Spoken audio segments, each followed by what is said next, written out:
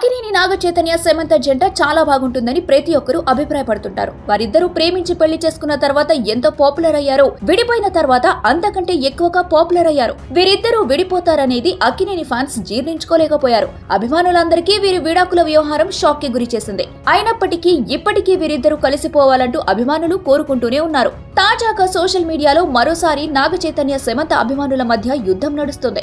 విడాకులు తీసుకున్న తర్వాత సమంత తన సోషల్ మీడియా ఖాతాల నుంచి నాగ చైతన్యను అన్ఫాలో చేసింది. అయితే నాగ చైతన్య మాత్రం అలా చేయలేదు.